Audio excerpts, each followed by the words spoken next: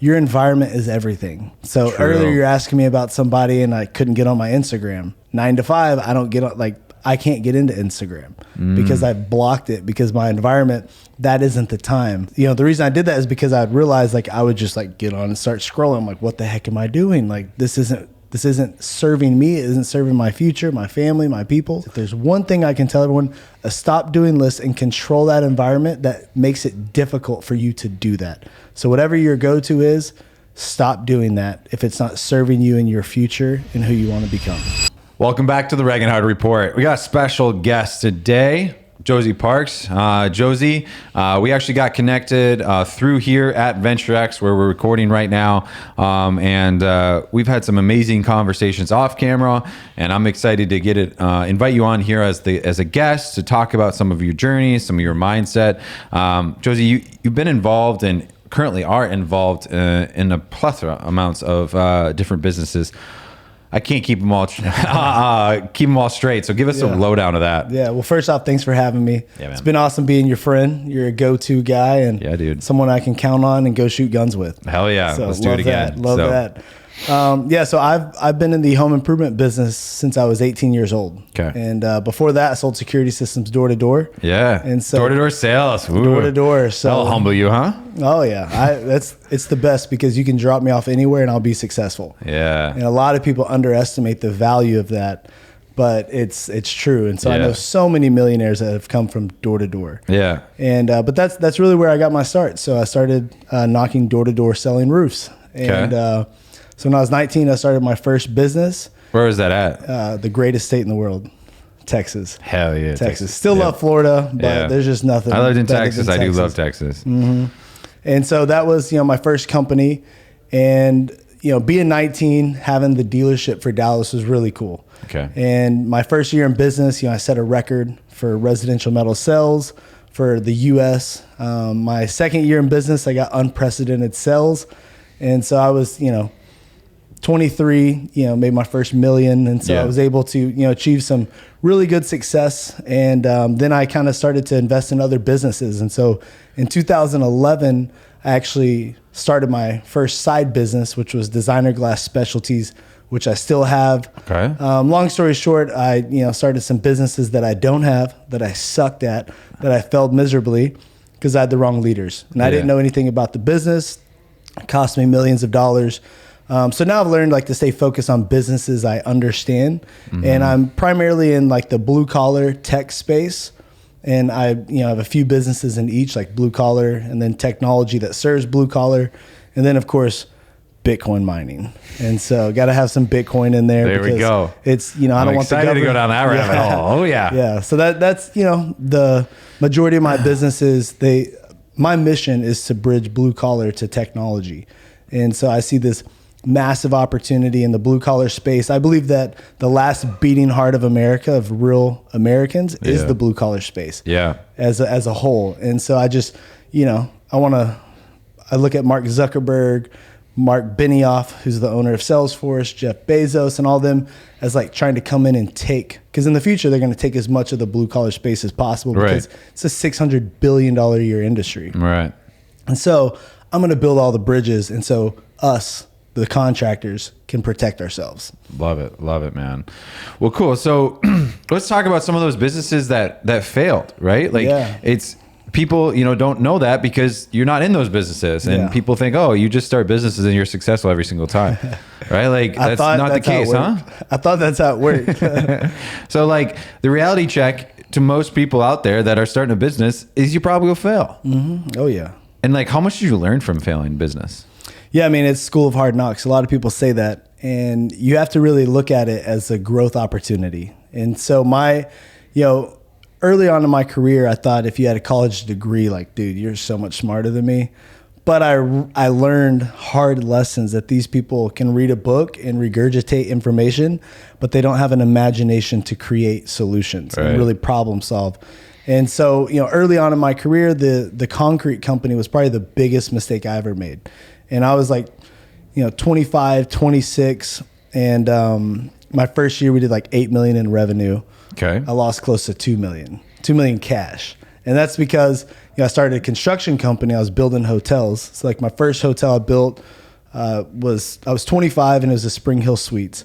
And so that was like an $8 million, $7.5 million hotel. And building that hotel, like the GM was like, hey dude, we should buy this concrete company because my friend owns it and he's great. And I'm like, bro, I don't know anything about commercial. I don't know anything about concrete. I was like, but sure. I was like, great, dude, we can do anything. And I had unrealistic expectations of others and their work ethic and what they would put in. And so I started. So you trusted people? Oh, yeah, I still do. I want to protect that because that's also the reason I've been able to be as successful as I am. But I trusted him, and I seeded the company as like 250 grand, and probably like four months later or so, I was 650 grand in the hole. And so it just whoom. It's not a good ROI. Yeah. Yeah. And they're like, dude, it's the change orders, it's this. And so they would give me all these Excel spreadsheets. And I didn't understand anything that I was like a looking foreign at. language. Yeah, because I'm sure. Yeah, residential. Like I'm an expert. So like I can look at it and like gut reactions, like know the numbers. But commercial, I had no clue about all this. And so that's where you have to really, number one, have somebody that's credible, somebody that understands the business, that's been in successful positions within an organization, and can really run the plays. Because at the end of the day, you have to have a quarterback. Yeah. I call it a synergist. There's got to be a synergist to bring the pieces together. Sure. And so I'm not that in the concrete company. And so what ended up happening is like no one was. And so you had these people that didn't really know what they were doing. One guy, come to find out, the guy who I bought the company from was an alcoholic. And so he was not even on the job sites. I was paying 60 grand a month in equipment rentals we didn't even use on the jobs. So, and like each week they come in, hey, labor's going to be 40 grand this week. Hey, labor's going to be 30 something grand this week. Hey, like, and it just never stopped. And I had to get these jobs done. I mean, I'm building like parking garages. Right. And so I'm like, it can't just like stop. Then I get sued. Then I lose everything. So it was just trial by fire. Right. And I didn't learn my lesson well enough the first time. So I had one concrete company. When I realized that dude's a complete pathetic loser that is an alcoholic that's not changing, I dissolved that business with him. I'm like, all right, dude, this PM's great. He gets it. Like, you want to be a partner? Here, let's go start another company. Right. So I started another concrete company, ran it up again. And some seed money. Let's do it again. Yeah. Rinse and repeat. Yeah. And because I was already invested into it so much. And so there's a point where you have to cut your losses. Right. And I didn't learn that lesson at the time. And so I just kept pouring more and more money. And so by the age of 30, I had lost over $4 million cash in a concrete business I knew nothing about. So I always think about like, hey, well, let's pause right there. So when you're like, "Ooh, my P&L's not very good. I'm losing a couple thousand. I'm losing, 5 figures. I'm losing 6 figures, whatever it is, could be worse." Oh yeah, multiple 7. Yeah. So I just I see concrete and I just think about like, so I see concrete everywhere, right? As you do. We all do. Concrete jungle that we live in. Yeah, I know, right? This building. But it reminds me constantly. So I'm actually thankful for it. And, I look at it and it's learning lessons. And I'm just like, man, I now know so much about business from those terrible lessons. Cause it ended up at the very end. Right. I lost so much money. I didn't have any more money to lose. And so I was out there on the job sites at 2 a.m. when we had pours, making sure all the rebar was like, I jumped in, and at the very end, the amount of information and like problem solving I did, like I could have had a successful business. Yeah. But I didn't have that time. Yeah. Like I didn't have time to do that. It's funny because I just got I got a terrible text from a friend, but it was a great perspective on it. It was like, hey man, I just lost my job, and he like got fired and whatnot. And I'm like, how you doing? He's like, nah, whatever. He's like, but I learned a lot. And I was like, dang, like already have that perspective. Yeah. You know what I mean? Like, and that's the big takeaway for you. And, I think one of the biggest takeaway from this conversation, what people need to realize is that you need to learn to say no, right? How many times do you, Josey, get approached with things? How many says, I got the best new idea, Josey. I got the best new whatever, right? And it's like at the end of the day, you need to be picking very like you need to be very specific on what you say yes to, because your time's worth a lot. Oh yeah, you don't get it back. You get one life, and that time you don't get back. My accountant got me a shirt that says "Just say no." Really? So years back, because I did, I said yes to a lot of things because I thought everybody wanted the best. Everybody wanted to serve people. Everyone wanted a great customer experience. And so what built my success, I just thought everyone else wanted that same out of life. Right. And that's where I had to learn the hard way, and understanding to say no. I've had to say no to an incredible amount of things and incredible opportunities. And I know I could seize that opportunity and make the most of it. But the people and the lives already dependent on me. There's only so much time. So I have to make sure that I focus on how much time does it require of Josey, because that's really like the key part. That's where I don't get my time back. No. And that time is very valuable. And so I have an hourly amount per hour. That's like, if whatever I'm working on, it's got to be worth this much per hour, or I just can't work on it. So if I have a buddy bringing me a business like, dude, this would be awesome, let's do this. I mean, dude, we can make $1 million in the next year. And I'm just like, okay, like that'd be cool. But like, what's the business value? Like, right. I'm trying to be a billionaire, Right, So I'm trying to solve massive problems, because once I get to that level, I'm going to change the world, and I'm going to change the world along the way. But like, I have to make a ton of money to do what I'm called to do. So one thing, when you say, you always thought everyone wanted to do work like you, they had the mindset of you, they wanted to do good, all that good stuff. We want to believe in people, right? Yeah, totally. Until they kind of unfortunately burn us, right? Mm. So you've probably gotten really good at distinguishing who's actually more authentic now, yeah. right? What are some key takeaways that you've learned, and how do you go about kind of selecting those people, either be for a position within your job or your sphere of influence? Yeah. Well, let's say I'm still not the best at it. I'd say my wife's way better. Dude, she's batting 1,000. Really? Like legit. Through all these years, people, I'm like, oh man, this guy's amazing. This, that. She's like, no, there's something off.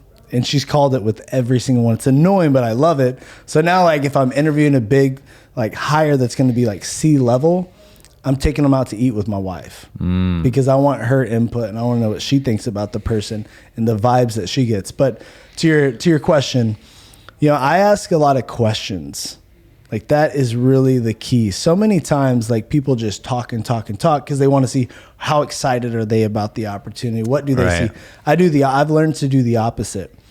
I sell them on the dark days. I sell them on the struggles and the difficulty, and ask questions. How did you deal with struggles like that? Tell me about a time where you made a mistake and no one would have known, but you notified someone. Like, just things that they really have to sit there and think. Right. And so asking questions leads to the inner man, right? Because if it's just like fluff and whatever, high level, it doesn't do it. So it's like social media. Yeah. All the best stuff. Yeah, it's terrible. That's where, you have to really seek out problems and how did they solve a problem. And so I don't want anyone that's on my team that's not a problem solver. Like, don't bring me problems. Right. Bring me solutions. When people come to me with it, I just flip it back to them. Well, what do you think? Well, how do you think we should do it? Who have you talked to about it? Like, it's a collaborative environment, but my leadership style is super collaborative, and it's all based on questions. And so in the interviewing and hiring, I always want to know, how did you serve your people? Tell me about a time where, someone sent you a text that just made you feel so good. So Andrew, tell me about a time when someone sent you a text that just, from the life lessons or leadership that you gave them, that just kind of transformed their mind or their life. So I feel like there's a couple different ways or a couple different scenarios that have happened. One, from a business standpoint, I remember specifically vividly, there was two individuals from a real estate standpoint within Real Producers, two individuals that were very, very successful within one brokerage. And they met at one of my events. And because our events are all about synergy, building relationships, right? That. And they called me up the next day. The one did, and was like, hey, I had a really good conversation with the other person. And I've never really got to know them. And it was so good to connect with them. And we're actually going to have lunch next week and brainstorm about some things. In my mind, I'm thinking, they're two people at the same company, and they're two top tier. It'd be like two of your salespeople never talking, right? And I was like, wait, what? And that made me feel so good because my goal with the business was that, you know? Yeah. And so to Impact. answer your question, I was like, that to me was like super rewarding. Yeah, yeah. And I've had some that obviously part of the business, right? I built a really, really good connection. It was a game changer for my business. That was super rewarding. I think one of the other ones that come to mind is I had a great, I've had just really good just lunch, right? Yeah. And I've had a couple, like, I guess maybe just younger business owners. I don't want to name names and stuff, but they were just like struggling a little bit. Mm-hmm. And I didn't think I shared anything important. Yeah. I thought I honestly rambled. And I got really nice text after, was like, man, like I needed to hear that. So Yeah.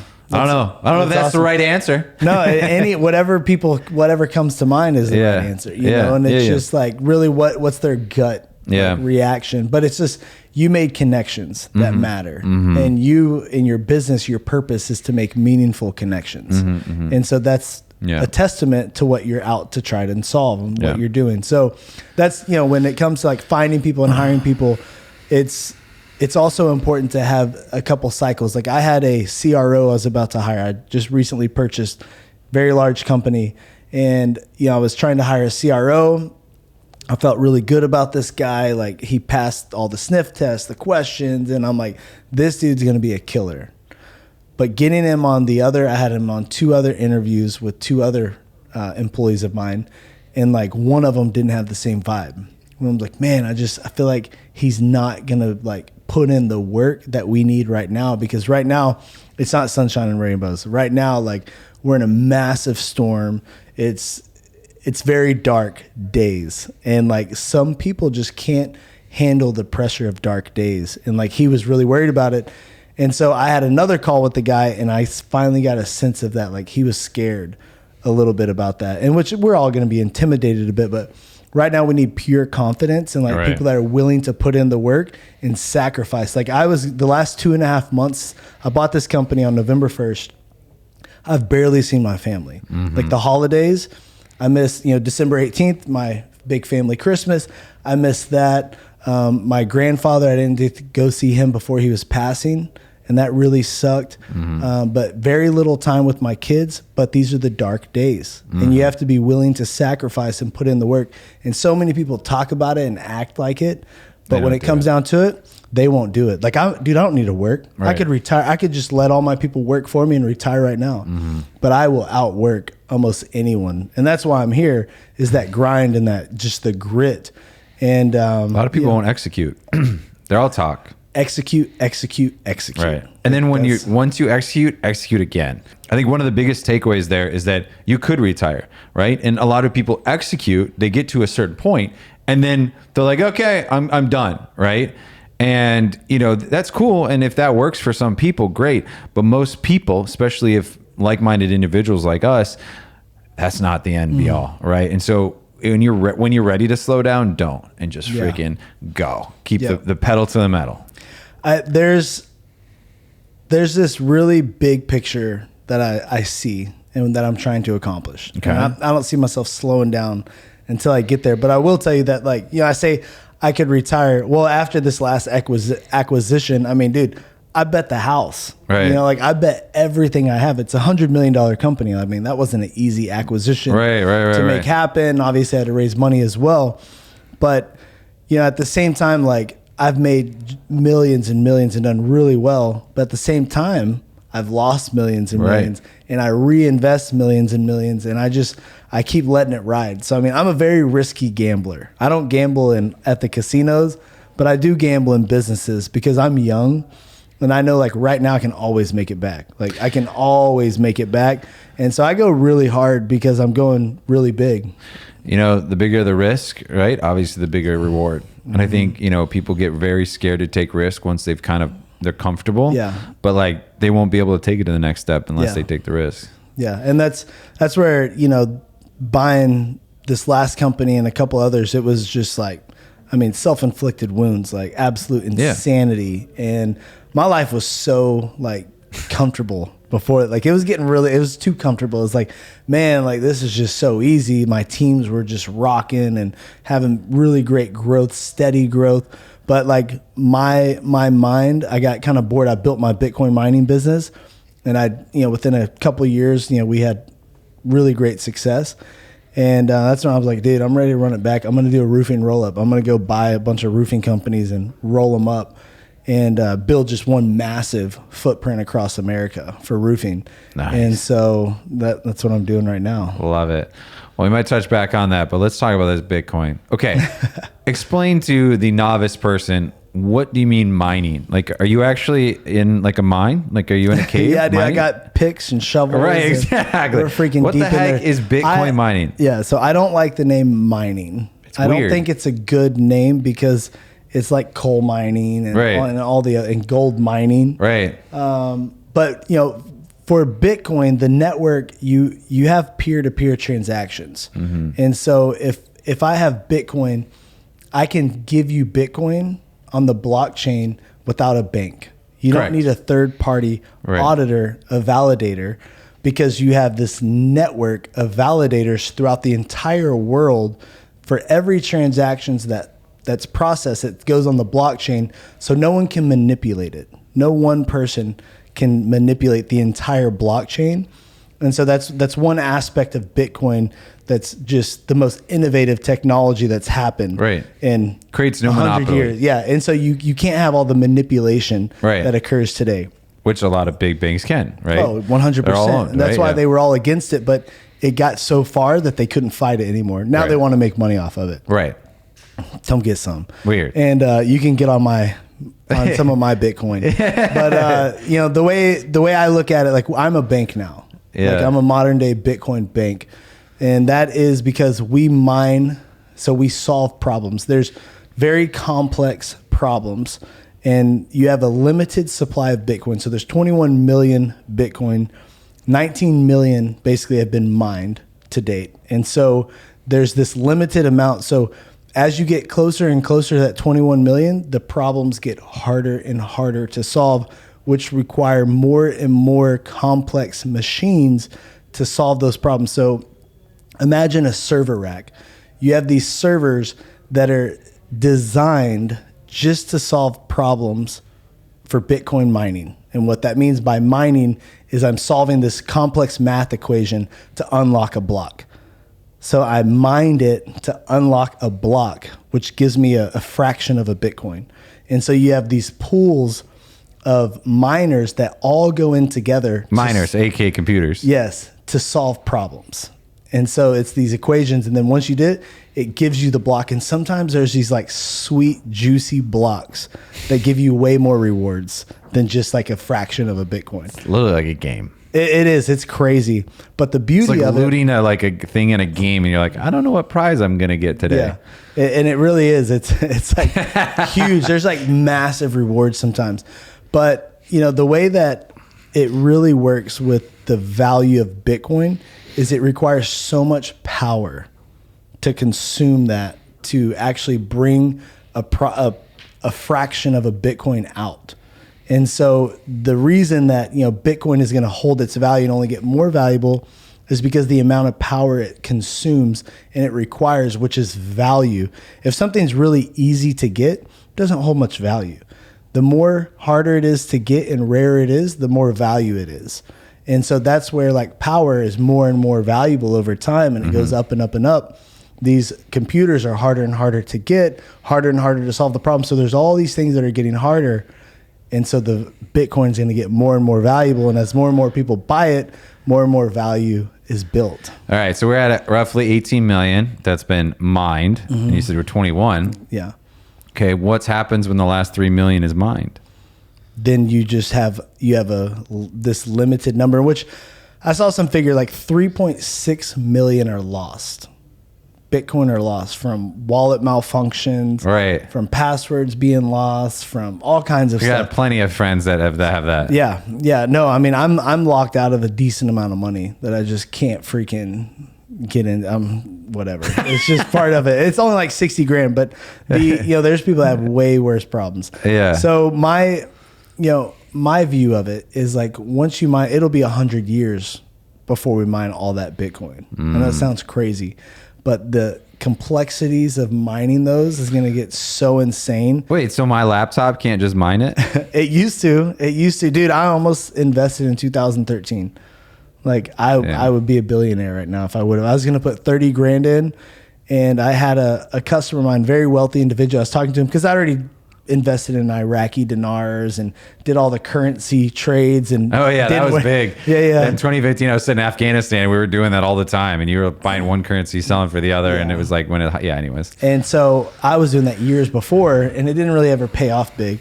And he's like, man, stop with all the get rich quick stuff. He's like, just buy gold, buy silver, and hold them. And which it was decent advice, but at the time I was going to buy Bitcoin, and so I would have bought 30 grand worth of Bitcoin because I read it on a Flipboard article, and I'm like, it was talking about the currency and the value of this and how this is going to revolutionize humanity. This is going to bring the power back to the people, and currency, like 30. That would have been, at that time, it was probably worth like $100 or something like that. Yeah. So I don't like to count that money. Yeah, don't even think about that. Yeah. But so Bitcoin though, what people need to understand is that it's peer to peer, that the government can't take control unless they take your keys and take your wallet that holds it. Don't leave your Bitcoin on exchanges, because that's how it can get hacked and taken. A wallet, which is basically like a USB drive, you could say, it's stored on there. So unless someone takes that from you physically, they can't get the Bitcoin. But you can transact with that peer to peer through platforms. Yes. Okay. So that obviously, if you are curious about it, right, it actually is a USB drive. Like I have one, you have one, like everyone's got them. Like they are the wallets, right? Yeah. And it's a chain of pretty much numerical and numbers. I don't know what I'm not saying it correctly. I know I'm making tons of mistakes, so please don't rip me and, whatever. But anyways, it's all that, and then it's on there. And yeah, don't forget the password, because it's really a lengthy password. Speaking of that, do I even know 12, why? you got 12. It's a 12-word phrase usually. Yeah, something crazy. Yeah. But then you can use your Coinbase, coin whatever, coin this exchange, right? Mm-hmm. And then you can actually transact with it. Yes. And you can do large amounts, right? Oh yeah. Yeah. Yes, you can. I've seen some, I think it's a Twitter thing or something. It's like whale something ticker or something, and and people do like 9-10 digit transactions, right? Yes, they totally do, and one day I will. There you go. I'm working towards it. Josey, a powerful statement you said earlier is you compare it to you compare every single thing you do now to your time. Mm-hmm. I do that as well, right? Yeah. If I need to do a task, I figure out, is it worth my time, or do I hire it, or whatever, right? What did you do to figure out your time worth, or the worth of your time? I just put my goal, what I was trying to make that year, like what I was trying to build. And that's where I started. I didn't actually look at like, what am I currently making? It's like, hey, I make decisions today as if I'm who I'm going to be in the future. Mm. And so that's where you start. You don't start with today, because that's a diminishing return. You're not, tomorrow I'm worth more money than I am today. Mm-hmm. And so that's where, take, let's say $20 million, divide it by how many, you have a certain amount of days in the week, hours in a day. And so certain amount of months, obviously. And so you can just back into that number. So let's say I want to make, $300,000 this year. Like with inflation and with everything that, people should be trying to figure out like, hey, how can I increase my value to the company I work for? How can I increase my value in the company I'm at?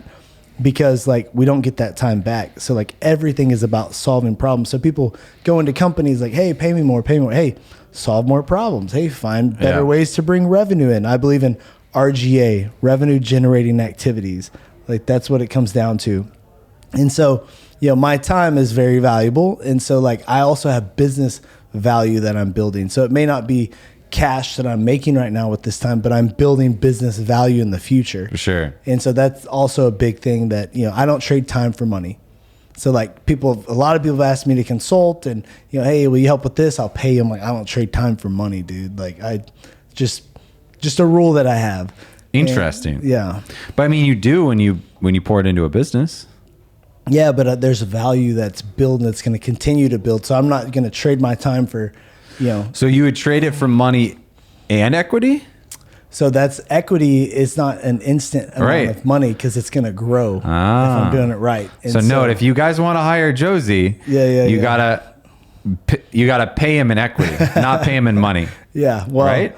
If I said I got a business, Josey, I want you to consult with me, right? At the end of the day, I'm not asking you for money or paying for time, right? I'm asking you in a sense be a partner, right? Equity, which you do, and that's why you have a lot of businesses, right? Yeah, I've had those offers and I haven't taken up any of them yet. Okay. Because get those offers a little bit more juicy for Josey first, and then we'll see. Yeah. Well, it's really because the team and who's building it, the trust factors. I've learned a lot of really hard lessons in my 17 years in the business, and I'm kind of at this point, like right now, I don't get involved in a business if I'm not the majority owner, just because I don't want to deal with it. It's not worth my time. Yeah, it's just like, I know how I treat people. I know what I'm going to do, and I can bank on that. Yeah. Josey, I admire a few different things, a lot about you. One of the things is your taste. Obviously, we have the same outfit on today. But one thing that I really admire is obviously you have a big family, you have a lot going on, and you're really scheduled. We actually are recording this in the afternoon. We couldn't do it in the morning because he blocks that off for his family. Talk about that. When did you realize how important that was to dedicate the time to your family? And what are some kind of tricks and tips you'd say to like someone that's like cannot balance a work-life balance at all? It takes time. It's a work in progress. You have to figure out what works for you and your family, because everyone's different. So you can't take this, whatever works for this guy isn't going to work for you. Right. So I am married with 4 boys. So, that's amazing. Yeah. So it's 5 soon. No, I'm just kidding. I'm believing for a girl someday, but we'll see. My wife tells me I can wait till my kids get married and then you have daughter-in-laws or whatever. Yeah. Grandkids. Yeah. Yeah. No. Well, my kids will get married. Oh, okay. So, So they're all boys. Yeah. Same so thing. There you go. But I unfortunately missed the first few years of my oldest life for the most part. Okay. Because I was always gone. So I would leave in the morning when my kid would get up, I would already be gone. And I knocked doors at this time, still running my business. And, I would get home and he would already be in bed.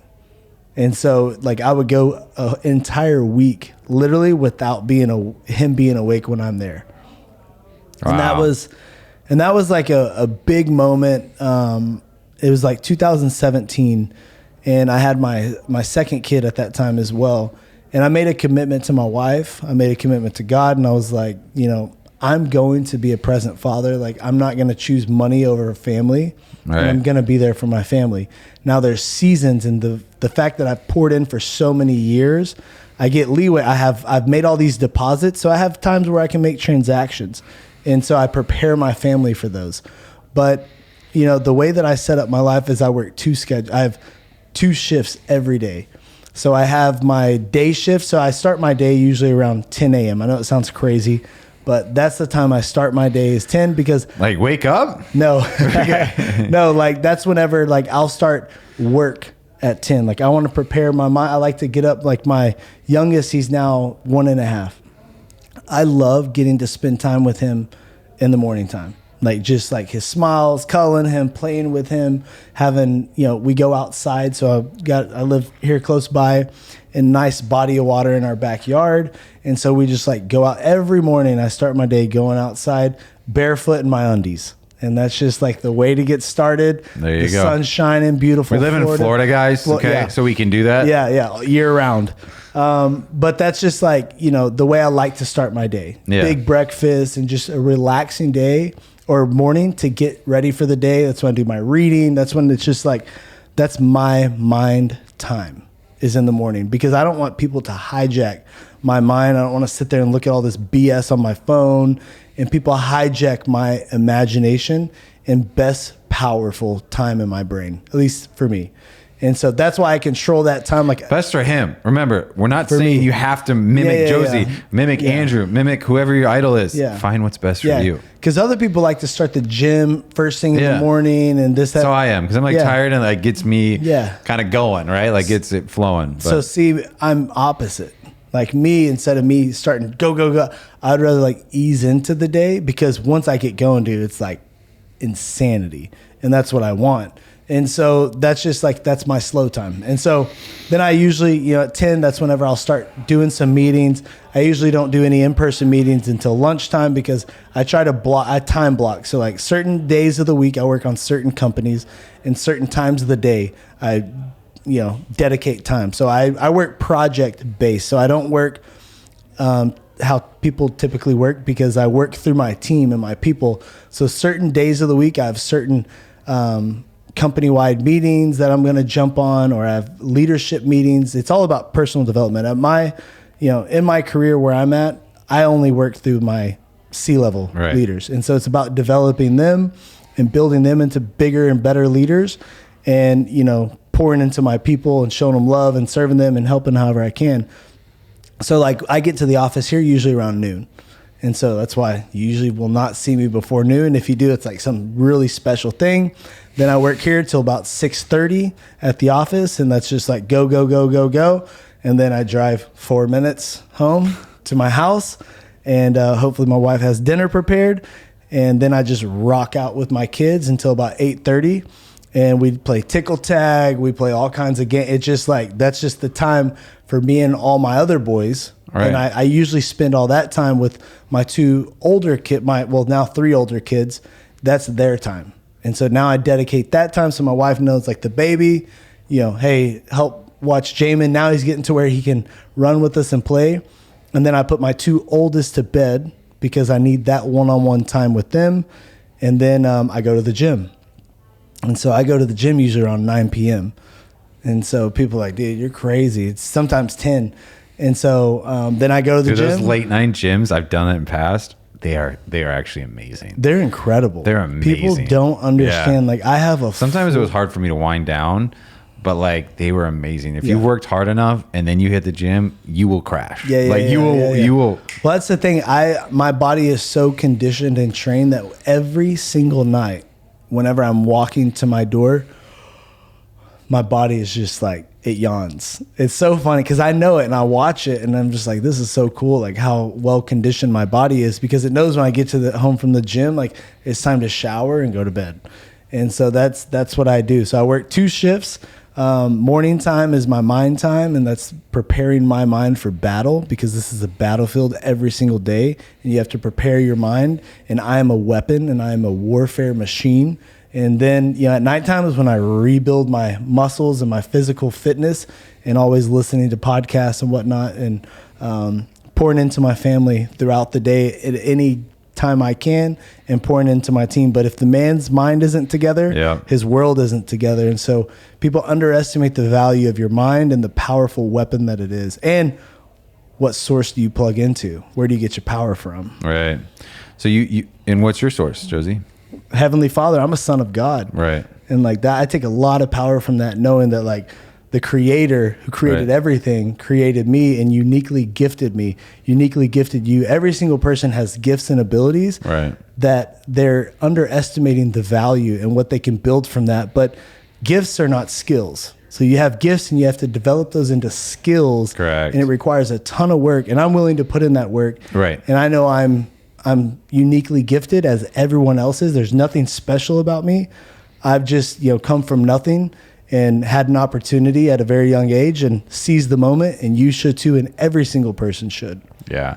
So powerful. Amen to that. Like it's at the end of the day, there was a lot of takeaways, and I you know, if you missed that last 5 minutes, rewind, because like there were so many that could be taken out of that and nuggets of information. So I'm not going to sit here and regurgitate it. But I just want to say, like, I agree with so many different things you said. Time blocking, you know, coming up with a very, you know, structured situation, right? That could be at family, that could be in a business environment. You know, you need to set your boundaries, you know, because as a successful entrepreneur, we love it because we, you know, get to travel and do different things or whatever, right? Have the flexibility, but it's usually a never off switch, right? Yeah. We really need to work on that. I was actually on the other podcast talking about that too. So, you know, that's a huge thing. And so I admire that you have the time blocks. I honored that, obviously. That's how we're here today.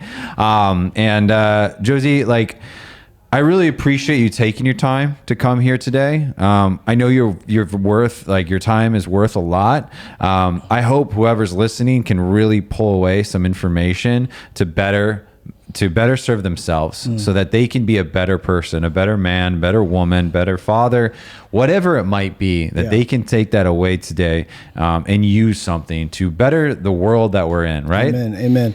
Well, we don't have more world. Like, it's just it. That's it. And you're a man of value, high character, and I value you. And that's where I'm excited to invest this time with you. And, last words to your audience and listeners. Your environment is everything. So earlier you're asking me about somebody and I couldn't get on my Instagram because 9 to 5, I can't get into Instagram because I've blocked it, because my environment, that isn't the time to be on Instagram and scrolling when conditions, the reason I did that is because I'd realized, like, I would just get on and start scrolling. I'm like, what the heck am I doing? Like, this isn't serving me. It isn't serving my future, my family, my people. So you need to have a stop doing list. If there's one thing I can tell everyone, a stop doing list, and control that environment that makes it difficult for you to do that. So whatever your go-to is, stop doing that if it's not serving you in your future and who you want to become. Boom. So whatever your stop doing list is, make it. Throw in the comments, whatever, right? Like, let's hear them, because I want to learn. I know a few things that I need to do. There's a lot of tricks too. We talk about blue collar, and then you talk about, technology. There's so much that goes into it. Like, our phones are actually beautiful that, like, you can do those kind of things. You can limit those things. I use the geofence thing where I'm here. I get all my notifications get blocked or anything. So when I'm in the office and those kind of things. So use technology to your advantage. Don't let it hinder you. Amen. Josey, if they want to reach out to you, we'll put some information below so they can reach out to you if they have any questions. Obviously, you don't do consulting, right? But Josey, thanks so much for your words of wisdom. And thank you so much for coming on as a guest. We appreciate it. And you guys stay tuned. We'll see you guys in the next episode of the Regenhard Report. Peace.